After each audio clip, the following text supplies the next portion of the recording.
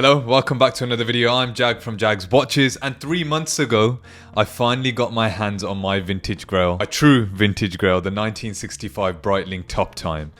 And it was actually the first luxury watch I bought myself, so it's a very special watch to me.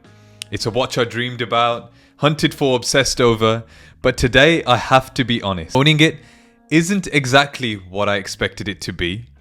Don't get me wrong, this is a beautiful, historically important piece. But over the last 90 days, it's tested my patience. And ironically, one of its biggest strengths has caused a bit of a stir with the rest of my watch collection.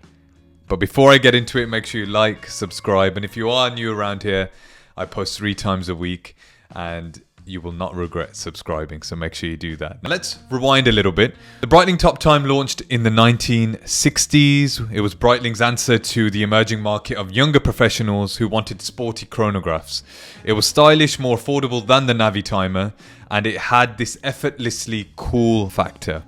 In fact, the Top Time became so iconic, it even appeared on Sean Connery's wrist in Thunderball, but of course that one was fitted with a Geiger counter, so the model I went for was the 1965 beautiful panda dial, classic chronograph layout, understated elegance, and it's powered by the Valjoux movement, the original movement, a solid manually wound chronograph caliber that still feels amazing to wind today. Honestly, the feeling you get when you wind this watch takes you back in time, and it works perfectly well.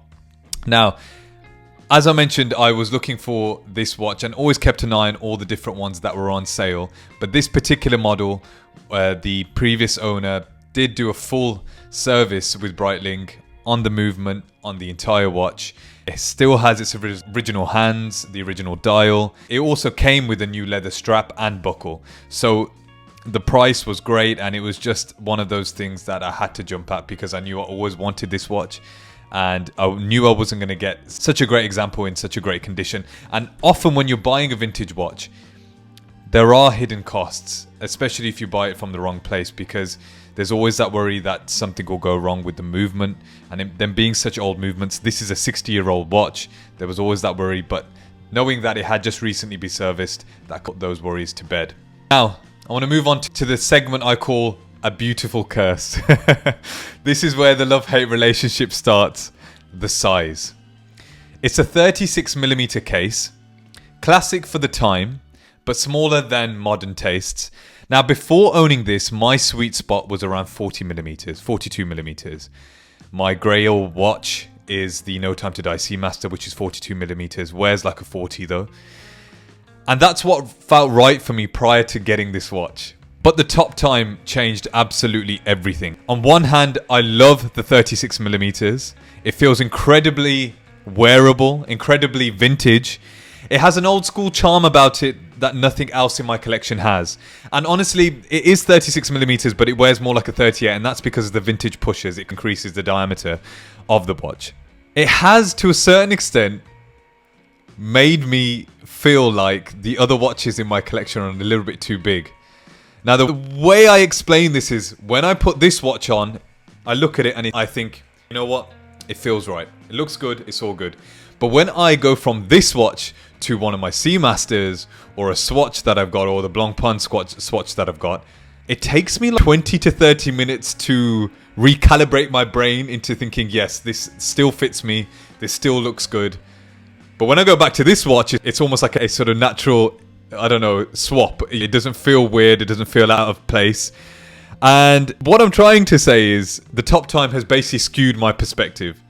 And while that's a testament to how perfect its proportions are, it's also really frustrating when I'm trying to enjoy the rest of my collection. First world problems, eh? Now, living with a 60-year-old watch definitely has its quirks. You've got no water resistance with this watch. You have to be careful with handling it. You can't just slap it on and forget about it. It is going to be a little bit more delicate, a little bit more precious than the rest of your newer watches. And sometimes I feel like that is also beautiful in itself. But sometimes it can be annoying when you just want to wear something without overthinking about it.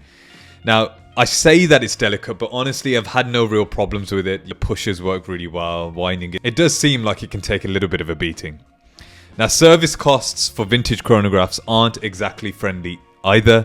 Sourcing parts for the Valjoux movement isn't impossible, but it's neither quick or cheap. And of course, talking about the reason why I bought this watch, the previous owner did a full service with Breitling. That service cost him £1,800. Now, it wasn't just the movement. There were certain touch-ups to the case of the watch, etc. But that is a huge cost. Considering that I only paid a little bit more than that for the actual watch to buy it, it just shows that there can be increased costs when owning vintage watches. So something to be aware about if you're thinking about buying a vintage watch. Just make sure you know when it was serviced, where it was serviced. Thankfully, I have all the documentation with my watch, so I know exactly what was done and when it was done. I think that's really important when buying a vintage watch. Now, moving on to part 4. Would I buy it again? 1,000,000% I would buy this again. This is my vintage Grail for a reason. Aesthetically, it's beautiful. Emotional connection, I've talked about the design, the heritage, it's just all worth it. I think this watch over time will get a little bit more difficult to get hold of. But also, recently Breitling just announced their new Top Time range, and you can see they've really gone back to the original design. They've kept it simple, they've kept it classic, and it just shows that this design will never go out of fashion. It will always stay relevant. But also, it's important to recognize that it's not a grab and go piece. It's not a daily beater, although I do sometimes wear it on a day-to-day basis. It's a watch that does demand a little bit more respect than the other watches in my collection. It demands a little bit of thought, and honestly, that's what makes this watch, and that's what makes any vintage watch, I think, a little bit more special in a watch collector's collection. So I've loved the first 3 months with it. I still absolutely love wearing it. And it's actually my wife's favorite watch in my collection, which really surprised me because, you know, usually eyes are drawn to the more flashier, more expensive models in a collection, but she really loves the aesthetic of this watch.